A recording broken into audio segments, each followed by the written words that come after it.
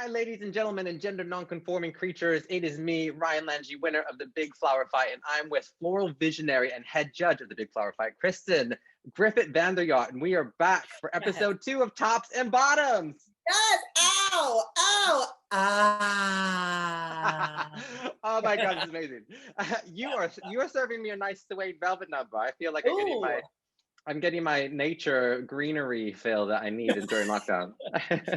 It's the velvet, not the moss. I'm glad to see where your priorities lie. Yes. I'm just dressed like Tim from Jurassic Park, being like, oh my God. Tim, can I tell you, he was one, when I was a little boy, he was one of my first crushes. Really? It was him and JTT. They were it. Yes. That was it, honey. That was it. So pour one out for Joseph Mazzello and Jonathan Taylor Thomas. Yes. Oh yes. My gosh. Yes. Where are they? I don't want to know. I want them to. I do. I do.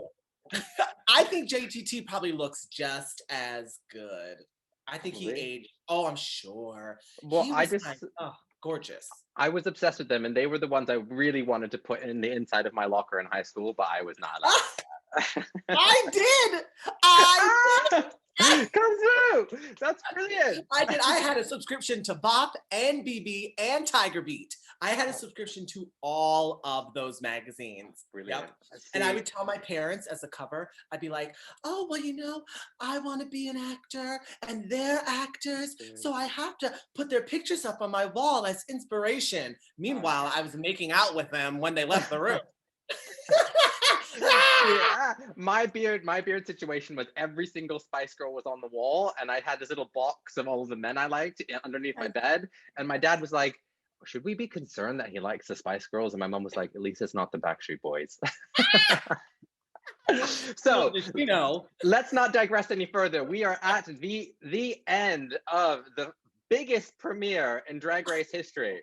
So this is the Return of the King, Lord of the Rings installment of season 13. So we're in episode 3, and we basically have the last set of queens, which they have dubbed the losing team. I know. In my opinion, I think they're the more exciting queens. Oh, interesting. Okay. Yeah, I was agree, but sure. You don't agree? I don't agree, but we don't have to go there. We won't go there. No, let's just talk about the tops, the bottoms, some of our favorite moments, and we'll just talk about how great they are, because why the world's weird enough and we should just celebrate.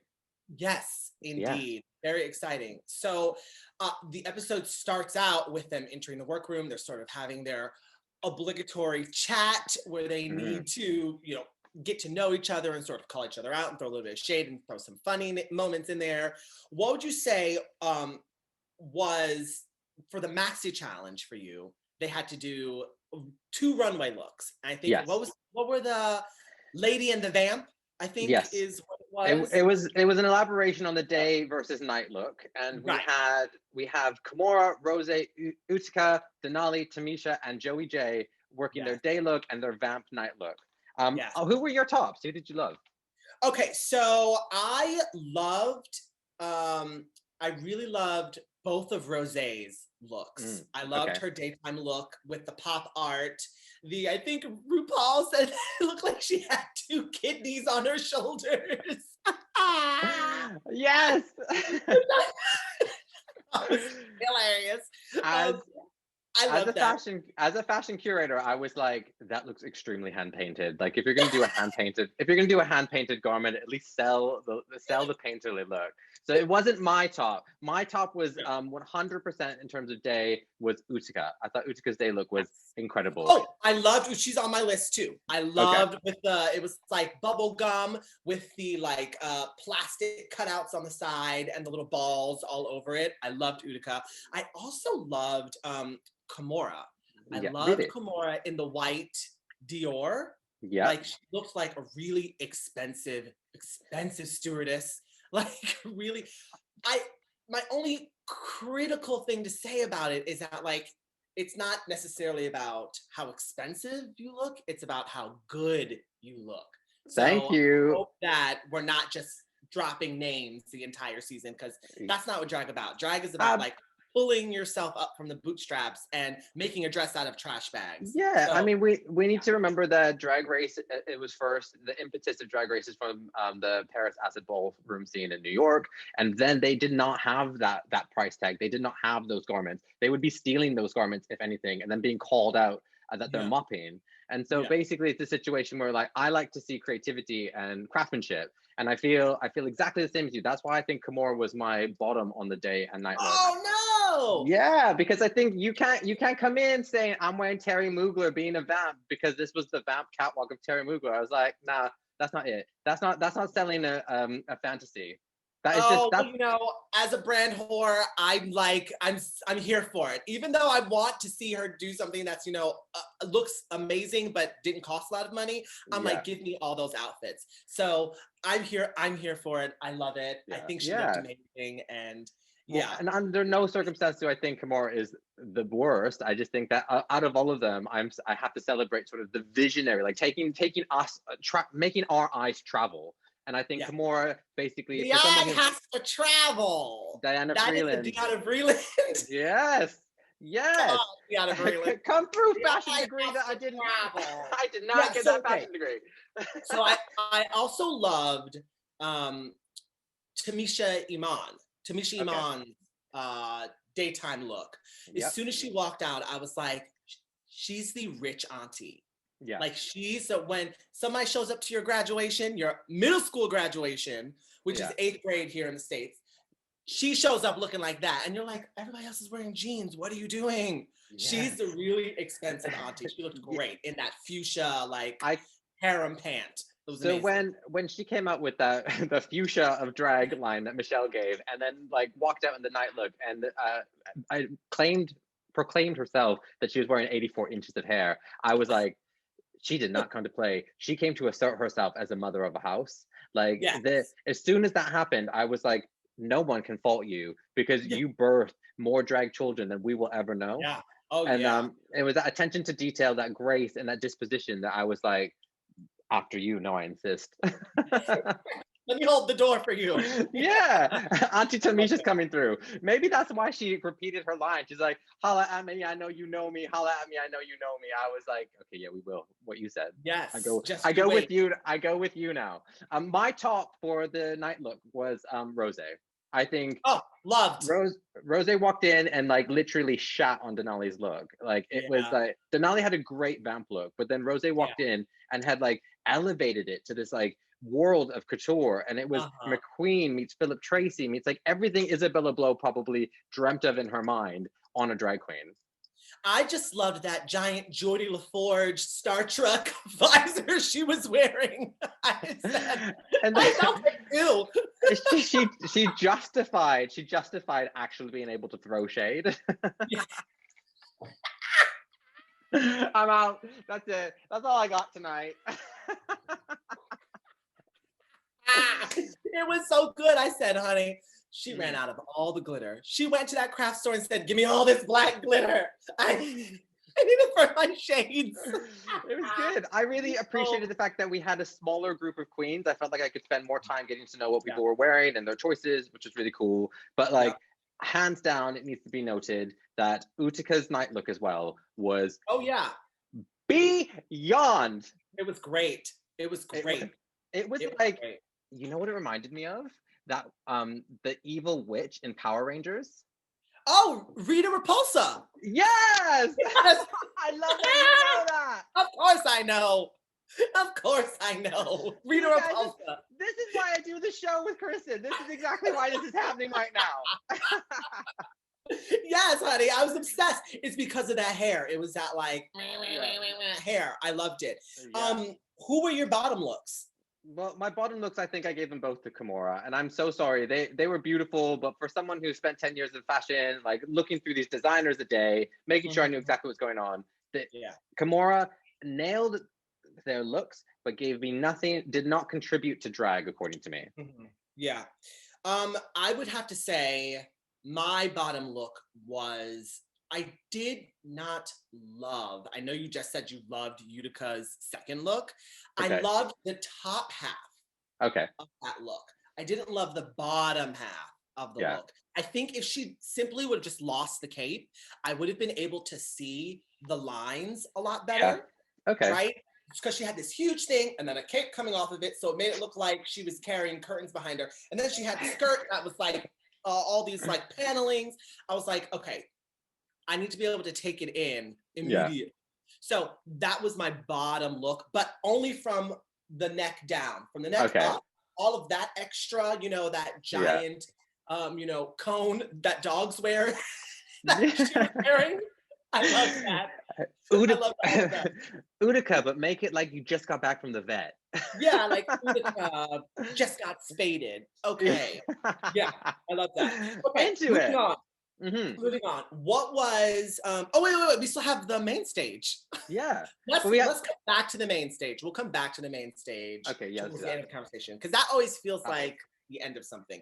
All right. So who was your top performance? So then they moved to the stage and they had to do a number from RuPaul's canon of songs. I swear, I feel like every episode it's like RuPaul just released a new song and now everybody has to at least hear it once. Like how convenient. It's the best marketing in the world. Yeah, exactly. Fantastic. I was like, RuPaul is a complete sensory experience. It's like sight, sound, taste, feel the texture. Yeah, I personally felt like I was able to like appreciate this episode because we just watched the other team do it, so I knew what was coming at me. I was excited for the raps because we had a really intense team of people who were very, very confident about what they had to offer. So immediately in the workroom, we had this like lots of chefs. No one knows what the hell they're cooking moment. Oh, messy. Yeah. I know. Tamisha and Mon being like, what is going on here? And like just watching her kids just go feral. And then you got Kimora trying to get these steps. And Kimora's like, the line that I loved, she's like, Kimora's doing eyeball ping pong. It was a lot of yes. And then I personally like really enjoyed watching the choreography because I love to see a lot of A-type personalities in the same room. Yeah. And especially on the flower fight, like we had all of the candidates were so kind. No one was in there like me being like, I'm gonna do this, you're going down. Luckily I didn't have to see any of that. I just got to come and say, love it, hate it, love it, hate it. I didn't have to be there for any of that. Lucky you. I know. So I would have to give my top props to Denali. I think Denali is top performance, natural performer. Like was a little bit nervous, but I think overall, looking at everything that's happened, I think Denali was like just nailed it. Yeah. What about yourself? Oh, you agree? Yeah. Hey, I agree. Yeah.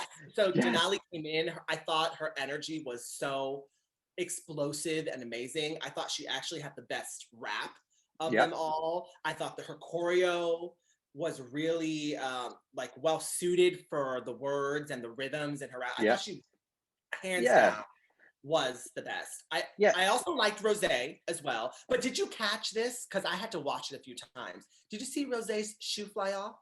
No. Okay, go back and watch it. So right at the end of her like verse, she does this thing where she like goes like this and her leg goes out.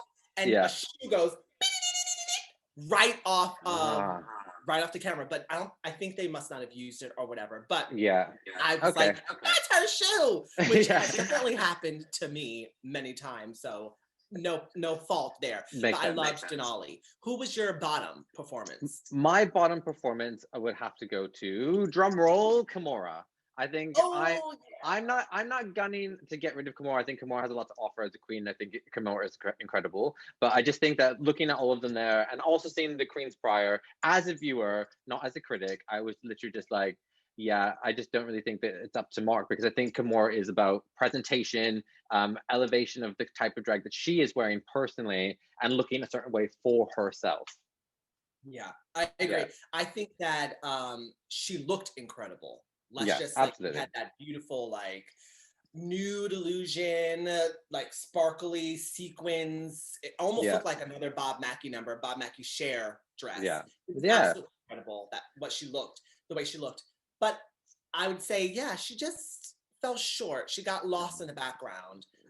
in that performance. Do you have any honorable mentions? Any honorable mentions? Ooh, Tamisha Iman would be an honorable mention for performance-wise. And okay. it was only because I think the way that the everyone showed up, the order, if she would have come earlier in the performance, I think I would have been like, sure, why not? Yes, I'm here for it.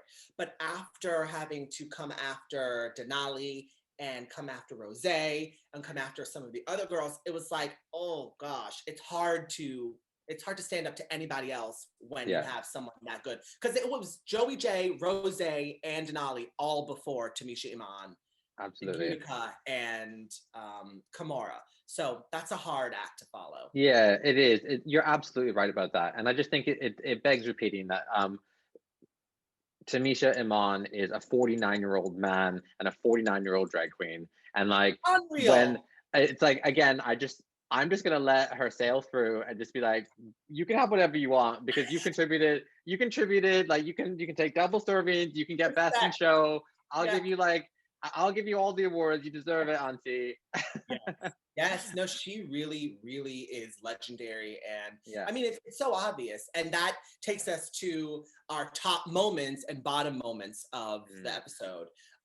What was your top moment? My top moment for the episode, it seemed like a bit of it wasn't really heightened in terms of emotion, but it was that realization that Tamisha Iman was a mother of a house, and how she, after not being in the first, like season 12, after not making it into the pork chop round and chopping board, and then being there and being with all these younger queens who are throwing all these looks, the confidence, the stoicness, the ability to be funny and take care of others. Like, I was just like, I want to take that note, and I'd love to grow up to be like you someday.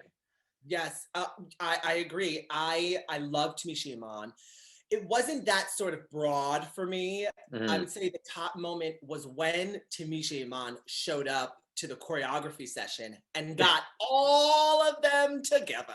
Yeah. I was like, okay, this is what they needed, because you mentioned it earlier, they were all over the place. They were ping-ponging, and she could really see how much Kimora needed an extra hand. And so she was like, okay, I'm going to keep my eye on you. I'm going to make sure that you're okay. Yeah. And I thought that was so beautiful and an amazing lesson. And, that's what drag is all about. It's about the community. It's about the sisterhood, the friendships, when we lift others up, we're lifting ourselves up. We rise together. So I love that is what Tamisha clearly embodies. And we just need more of that in the world. So absolutely. Top moment for me. I really agree with you, and I'm really glad that you mentioned that. I think it's important for us to realize that out of drag or in drag, like, we're only as strong as each other together. And so if you're pulling up the people, then you're fine by me. Yeah, it was a beautiful, beautiful moment. And what about you in terms of a bottom moment? What came into your mind as something that you just took note and was like, nah? The bottom moments for me in this show, they come so quickly because, I mean, they come and go so quickly. Yeah. So I would have to say a bottom moment for me, which is more of an aesthetic than it is an actual moment, was Joey J not wearing a wig. Ooh, I could see that crossed my mind as well. It was like, I got it. Like, I really, really, really got it. And don't get me wrong, Joey J is a thirst trap. Okay, let me just put that out there. One of the gorgeous, absolutely gorgeous, and fucking stupid, like so stupid in the smartest way, and so hot. Yes, all of those things. So it's very hard for me to say that I didn't love when he was not wearing a wig. But it's only when he turns around that it bothers me, because it's a boy fade on the back. It's a boy fade. And I'm so like, okay, you're over here with this tight fade. Yeah. I'm feeling you. I would say that would be like about a moment, but it's more an aesthetically driven moment. What would you say was your just to add on what you're saying, I'd be really interested to know if Joey J goes like as far as they go in the competition by adding to the length of the mohawk. I think if it stays the same length and the same style, just a different color, we're not really changing the game. But if you're going to stay like in a situation where you want to have a boy cut, that is absolutely cool, because we should be having that discussion about gender now. Yeah. But I think that if you play with like extensions and length and like how like shape and direction, I think I'd be more interested. And so I did clock it a bit. I think for me, in terms of a small moment, honestly, it was such a small thing where I was like, okay. Yeah, I think the judges actually pointed out as well. They're like, oh, we were like cute the first time, cute the second time, and now we're like, really? Yeah. So what did you put in your suitcases if it wasn't for wigs? Yeah. So I think that my bottom moment was realizing that Kimora Hall is a out and proud queen who has a partner and is still living a dual life. Kimora noted that my boyfriend doesn't like my proximity to drag, and I have a storage unit and I go and do drag there. When she first mentioned that like doing drag was spiritual for her, it made me realize that I think Kimora is still healing from coming out of the closet and being queer and cultured, like from a culture. And so it pained me to see someone who's on Drag Race be in a position where they're still isolated and in a solitary situation where they're not allowed to just be out and proud. And that probably feeds into why she needs to be perfect, take ages to do things, wear the best garment, because I think if she can be perfect in all the categories, she probably feels like she can be happy. And I just really feel like that was a moment where I got some insight into Kimora's character. Yeah, absolutely. We never want to see our queens hurting. It's always so painful and sad. And if you're an empath, it's extra painful to be in those situations. And I think there isn't a person alive who doesn't have their own version of coming out and the healing that needs to take place when you sort of realize and step into yourself. I think a lot of us want to imagine that stepping into yourself is this very empowering like thing where you feel like, here's my armor and here's my shield.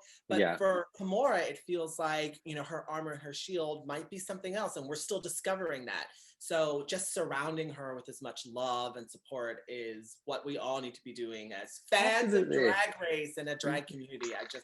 I love it so much. Okay, we did top moment, we did bottom moment. Let's go to the main stage runway. Yeah. What was your top main stage runway? My top main stage runway was Joey J's like sheer Liza Minnelli number. I was just like, yes, that's for me. And what about yours? When Tamisha Iman walked out, I was like, oh my God.